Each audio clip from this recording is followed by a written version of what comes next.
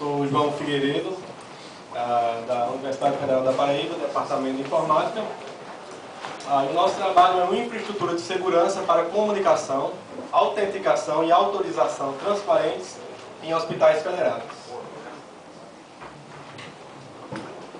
Bom, os slides foram divididos basicamente em 3 tópicos, mais os anexos e as referências, dado aí que o tempo é um pouco curto, mas vamos em frente. Produção.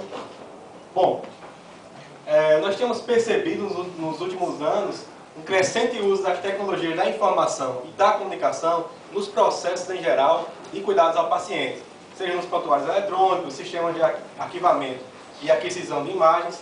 Isso tem, inclusive, como já foi bem debatido, possibilitado a eliminação dos prontuários, do processo, do registro em meio papel, em detrimento do uso exclusivo, isso tem permitido o uso exclusivo do uso do meio digital, seja para armazenamento, para assinatura digital, ou mesmo para troca de dados clínicos. Agora, todo esse contexto tem gerado aí grandes necessidades, grandes expectativas por parte dos profissionais de saúde, que, uma vez que dispõem do meio exclusivamente digital, eles agora precisam de um meio eficiente, prático e seguro para compartilharem colaborativamente essas informações, tendo em vista melhorar na qualidade e na agilidade dos processos de atendimento de cuidado da saúde, seja por meio de obter uma segunda opinião médica, seja através do acesso prévio a dados de história de pacientes que estão armazenados em outras instituições, em outros hospitais, e tudo isso com custos relativos menores. Isso tudo traz aí uma série de benefícios, como romper barreiras geográficas, aumentar a qualidade e agilidade dos cuidados ao paciente, e reduzindo os custos envolvidos. Agora, para se ter esse nível de colaboração de forma segura, é preciso que se realizem esforços tendo em vista atender aos requisitos de segurança, que são imprescindíveis. Esses requisitos, a maior parte desses requisitos já estão muito bem tratados na literatura da segurança computacional, já foi falado aqui, que são os requisitos de autenticação, autorização, a privacidade, integridade, disponibilidade, flexibilidade, escalabilidade e elasticidade. Com exceção da elasticidade, que tem emergido agora nos últimos anos por conta da computação das nuvens, mas basicamente a elasticidade, que também passa a ser um fator aí relevante nos novos sistemas de informações clínicas, é a capacidade do sistema poder crescer verticalmente, sem que seja despendido muito esforço, apenas com a adição de novo hardware. E, por outro lado, ele também poder ser reduzido de acordo com a demanda. Ou seja, a demanda vai dizer se a infraestrutura vai aumentar ou se vai reduzir. Isso tem em vista também mais redução de custos e mais eficiência. Agora, e juntamente com esse ambiente, com esse contexto colaborativo, surgem aí alguns desafios associados por conta para permitir a colaboração de maneira eficiente e segura entre diferentes instituições, deve-se considerar que cada instituição, cada hospital em particular, cada centro de saúde possui a sua própria autonomia, cada domínio tem uma autonomia própria de como decidir as suas próprias políticas, regras e processos de acesso, de autorização. Há uma grande heterogeneidade, tanto nos sistemas como na cultura organizacional, uma quantidade grande e complexa nas especificações de segurança para interoperabilidade, para a segurança do serviço web. Exemplo, até no artigo a gente cita um trabalho do Google, um artigo do Google, onde eles tentaram especializar uma dessas especificações para interoperabilidade e acabaram enfrentando grandes problemas. Então, é um problema, as especificações são relativamente novas, são grandes e complexas. E também a particularidade dos sistemas de saúde, ou seja, o que nós temos hoje em dia disponível para esse tipo de interoperabilidade, para autenticação e autorização no domínio, é basicamente o controle de acesso baseado em atributos. O controle de acesso baseado em atributos é muito bom quando se trata de uma única organização, como o Google, como a Cisco, uma única organização. Agora, quando se trata de várias organizações e de, particularmente, sistemas de informática em saúde, aí entra o controle de acesso baseado em papéis, que já é o que vem sendo usado aí há alguns anos, com base no papel institucional daquele profissional de saúde, ele vai ter acesso ou não a determinado recurso.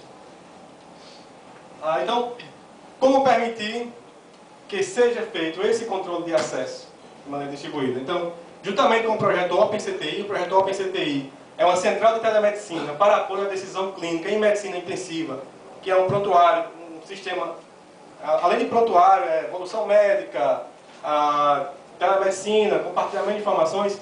Nós estamos desenvolvendo na Universidade Federal da Paraíba com recursos financeiros da FINEP, e nós temos como objetivo permitir esse tipo de autenticação e autorização multidomínio, fazendo um gerenciamento de identidades federadas, fazendo largo uso de especificações, de padrões e de tecnologias para interoperabilidade e para segurança, as quais eu vou mencionar mais detalhadamente ao decorrer da apresentação, e tendo em vista atingir um modelo federado e distribuído. O modelo federado é porque é uma federação, onde diversos hospitais aí podem ingressar nessa federação e fazerem parte ali daquele aglomerado de recursos virtuais disponíveis para os seus profissionais de saúde. E tendo em vista abstrair a complexidade para o desenvolvedor e para o usuário final, ou seja, nós estamos desenvolvendo uma camada de abstração que vai ser responsável para abstrair da camada de aplicação superior, tanto para usuários como para desenvolvedores, o ambiente multidomínio. Ou seja, o desenvolvedor vai se preocupar com as questões de autenticação local, enquanto a autenticação e autorização multidomínio é delegada para a nossa infraestrutura. Tendo em vista viabilizar de fato essa colaboração, realizando o controle de acesso dinâmico, ou seja, o controle de acesso nessa nossa arquitetura é baseado no usuário autenticado, no profissional de saúde autenticado, ou seja, na sua autenticação, no recurso que ele deseja acessar, no papel institucional e nas suas políticas de controle de acesso, na sua instituição, no seu hospital de origem, nas políticas de controle de acesso do hospital de destino, no recurso que ele deseja acessar, e no contexto, se é um contexto emergencial, se ele está fazendo acesso de uma sala cirúrgica, qual é o horário que ele está fazendo aquele acesso. Todos esses dados são cruzados de ambas as instituições e é gerado, então, um modelo, uma política de controle de acesso dinâmica para aquele acesso exclusivo, para aquele acesso que aquele profissional de saúde está tentando realizar. Como nós vamos conseguir fazer isso? Bom, nós estamos desenvolvendo o modelo em camadas, ou seja, nós optamos por separar a complexidade basicamente em camadas. Na camada inferior, seria a camada de perímetro, é onde vão entrar aí diversos seguidos de padrões, são padrões de segurança que nós já abordamos em artigos anteriores, em outras versões do SVIS, como firewall, sistema de detecção de intruso, uso de VPNs, criptografia de redes. Isso fica na camada de perímetro.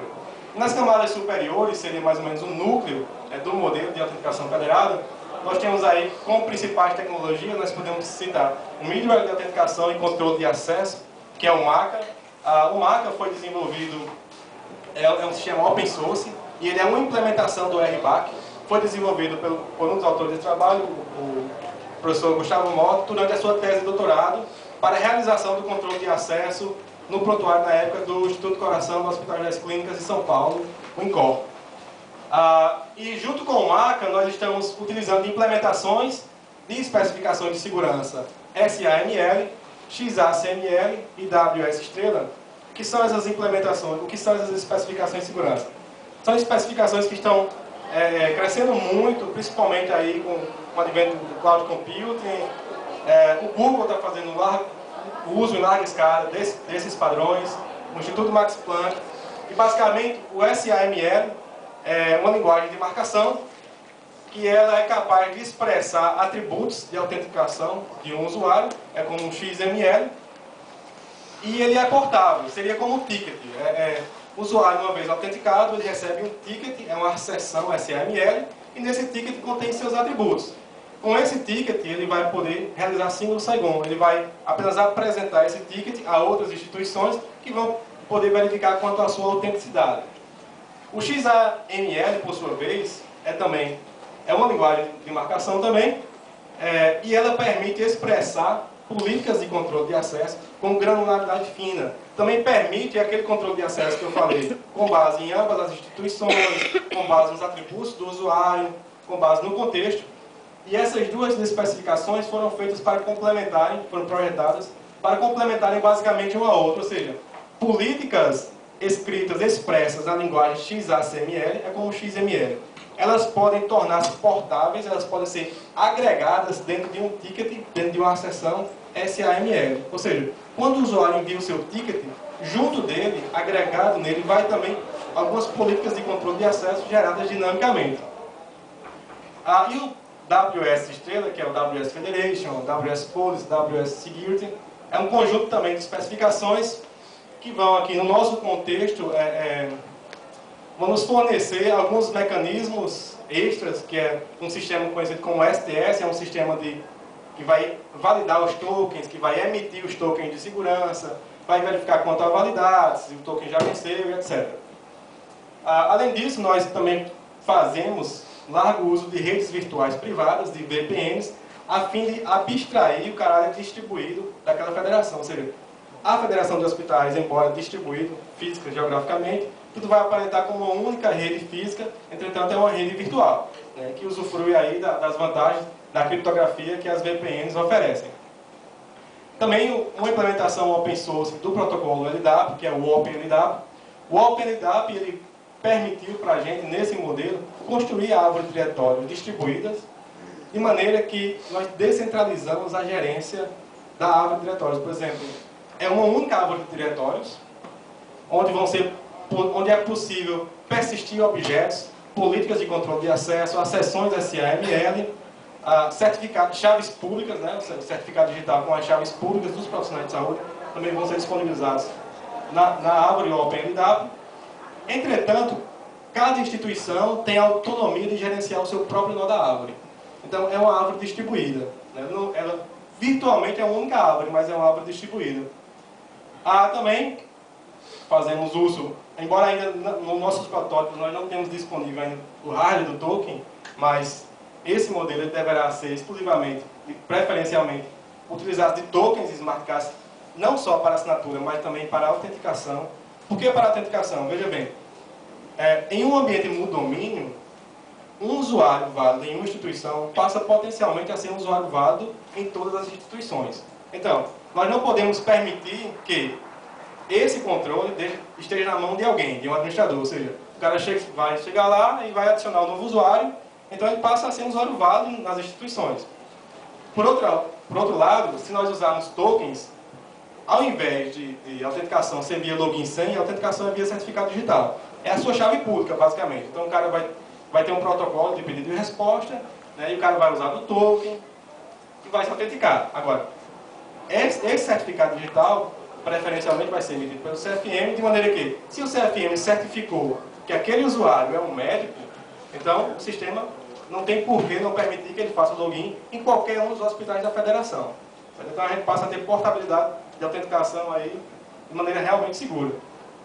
Fizemos também largo uso de virtualização. Né? A virtualização que utilizamos também a tecnologia open source, o Citrix Chancellor, e o que nos permitiu aí uma escala muito boa, né? Facilitou bastante. A elasticidade também foi alcançada por conta da virtualização, entre outras vantagens, mais terceirização, delegação, que nós vamos ver mais adiante. Basicamente, essa é a árvore de diretórios que eu mencionei. Nós temos aqui 3 níveis de hospital. Deixa eu passar para o lado de cá. Nós temos 3 níveis de hospital, onde nós temos, por exemplo, o hospital de nível 1 seria um grande centro de saúde de maior porte, que ele dispõe aqui da sua infraestrutura local, né, sua árvore de diretórios local, com chaves públicas dos seus usuários, objetos aí persistidos. Além disso, ele também possui uma zona de terceirização.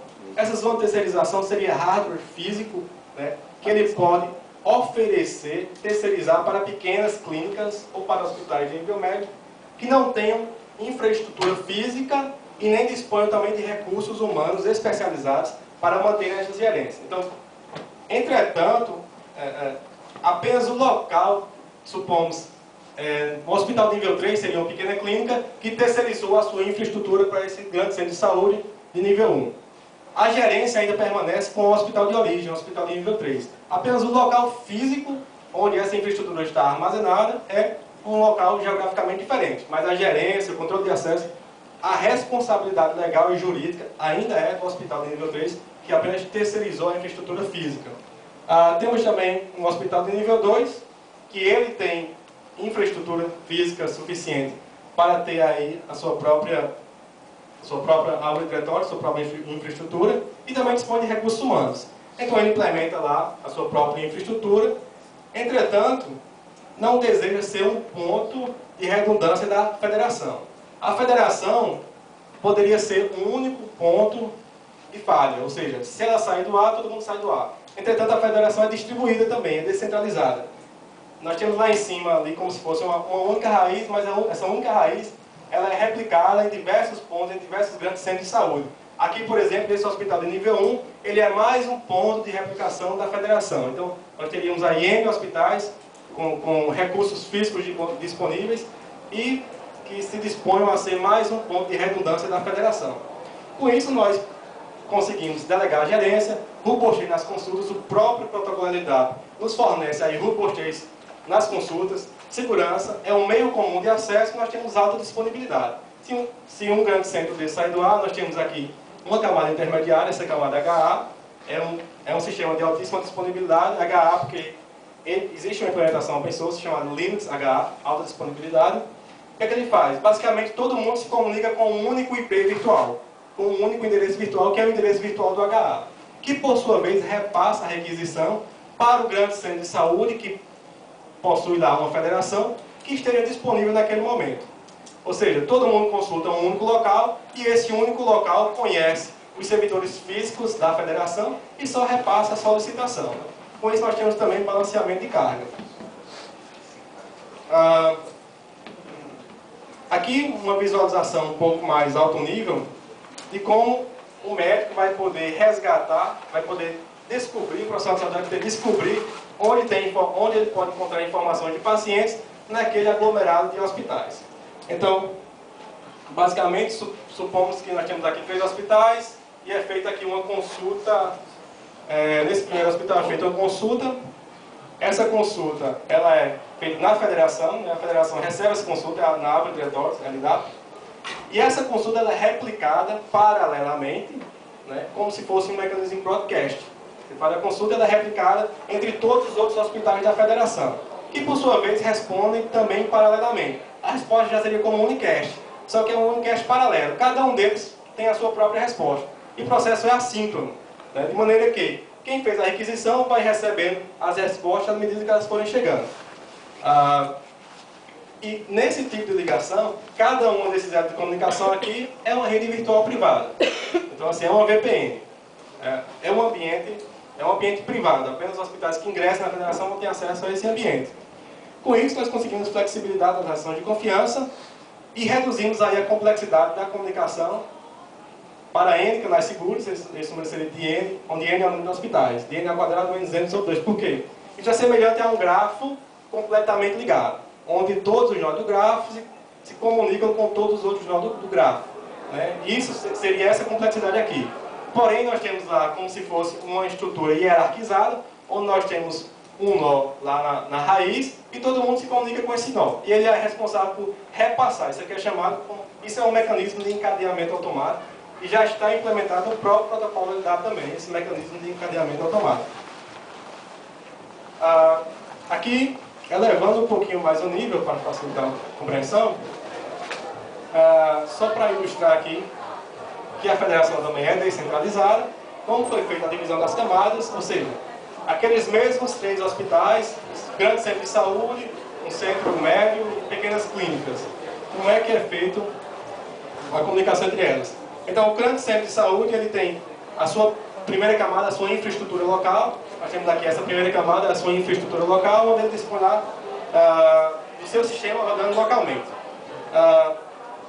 Abaixo nós temos a zona de terceirização, que seria a zona onde ele vai prover infraestrutura física para virtualizar, né, infraestrutura para os outros participantes, a zona de federação, que eu acabei de falar, e a zona de perímetro. A zona de perímetro, basicamente, vão funcionar aí outros mecanismos de segurança, como a zona desmilitarizada, né, que é a DMZ, a firewall, CDS, né, uma série de mecanismos de segurança, né. As questões criptográficas, a criptografia em si não é suficiente para garantir a segurança, né. A criptografia, ela é inquebrável, inviolável. Assim, até que a matemática consiga um método aí eficaz, de números primos, Agora, o problema não está na criptografia, né? O problema está na implementação. Então, assim, como nós vamos usufruir da criptografia? Então, por isso nós precisamos aí da camada de perímetro e outros mecanismos de segurança. Certo?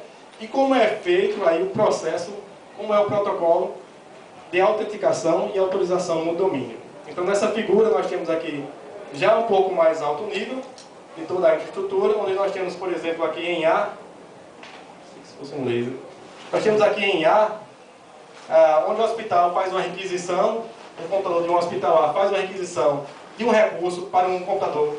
Tem um laser aí? Obrigado. Tinha.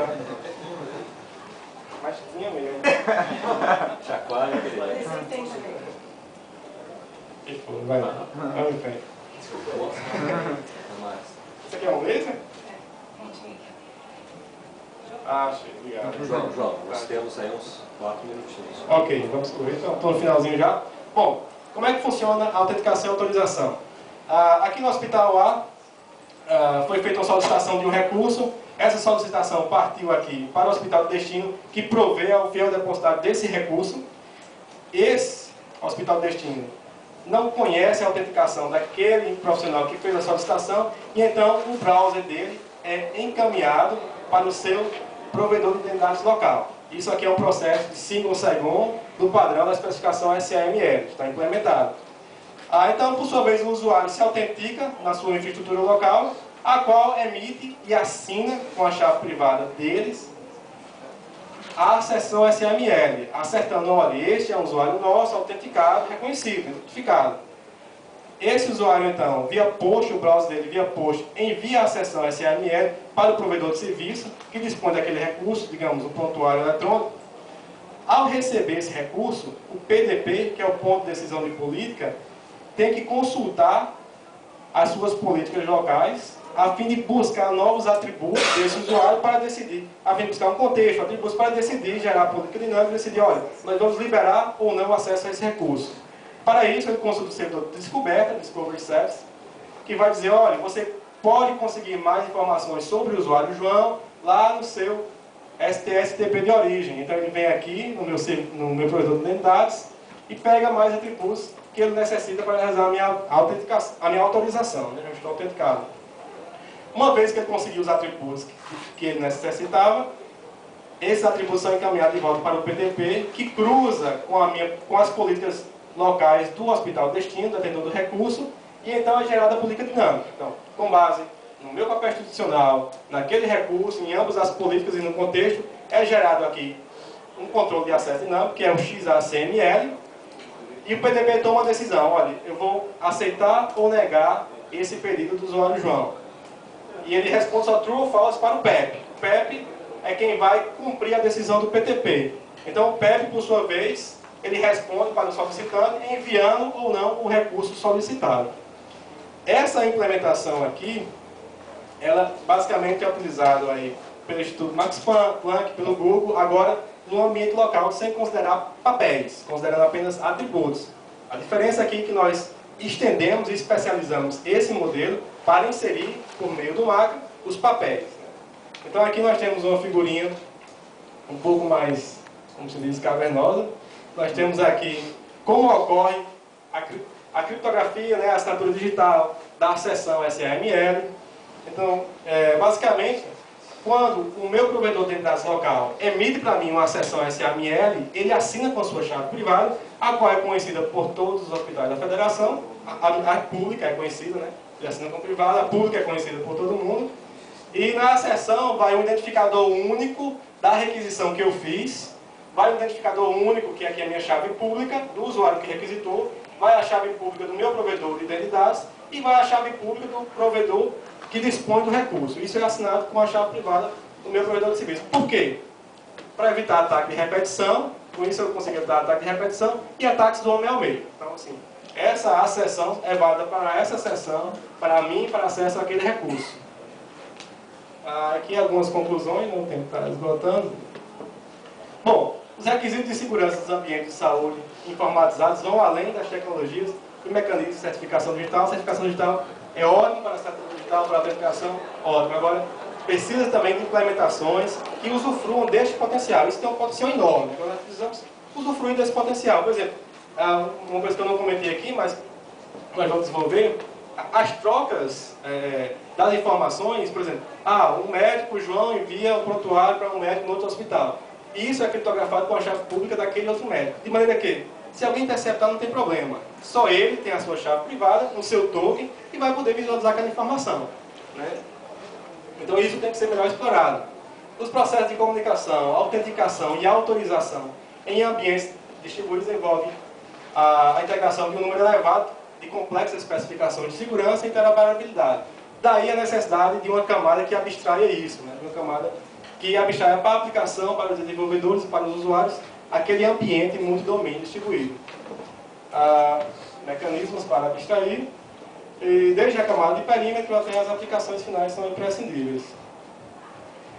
Perspectivas, disponibilização de appliances virtuais, ou seja, é complexo implementar isso, nós utilizamos várias ferramentas, implementação de vários padrões, várias especificações, e nós vamos desenvolver, configurar, na verdade, appliances, que são máquinas virtuais, imagens de máquinas virtuais, de maneira que quem não disponha de infraestrutura, de recursos humanos especializados para implementarem esse tipo de solução, vão poder baixar as appliances e apenas configurar com as suas informações locais e usufruir das vantagens. Esse Shibboleth é interessante, ele é uma implementação daquele protocolo que eu mostrei a vocês, aquela troca de autenticação. Desenvolvimento de interfaces também para gerenciamento integrado, nós também temos que fazer isso. E o OpenCTI, né, tem como objetivo, nós temos como objetivo a implantação dos hospitais públicos no estado da Paraíba. Atualmente, nós estamos trabalhando em conjunto com o Hospital Universitário lá do Vanderlei, onde nós temos uma instância também rodando no Laboratório de Arquitetura e Sistemas de Softwares, também na Universidade Federal da Paraíba. Nós temos aqui apenas alguns anexos do OpenCTI, que é o prontuário que, a princípio, vai ser o primeiro a utilizar esse sistema de autorização e autenticação distribuída, visualização dos leitos. Aqui é o ambiente do MAC, onde os usuários podem setar os papéis dos usuários, médico, intensivista. Aqui é o ambiente de monitoramento do MAC, onde você vê os usuários que estão logados, os seus papéis disponíveis, os papéis ativos. Aqui, referências. E muito obrigado a todos. Temos agora um tempinho para perguntas.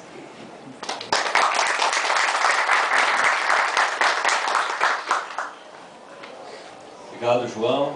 Acho que vocês veem que essa apresentação ela complementa o uso da certificação digital. A gente está falando de segurança e da importância da segurança. Quando a gente pensa, ou seja, esse trabalho, eu acredito, está numa escala de complexidade até, quando a gente já está pensando nos sistemas interconectados, né?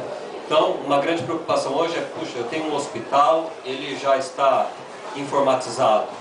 Agora a gente sabe que a tendência também é que esse hospital interopere com outras instituições de saúde, né?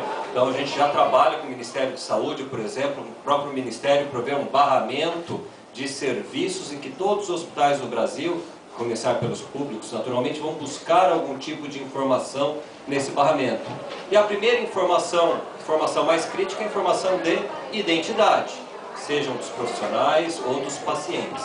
Então a questão da autenticação, ela é fundamental nesse processo.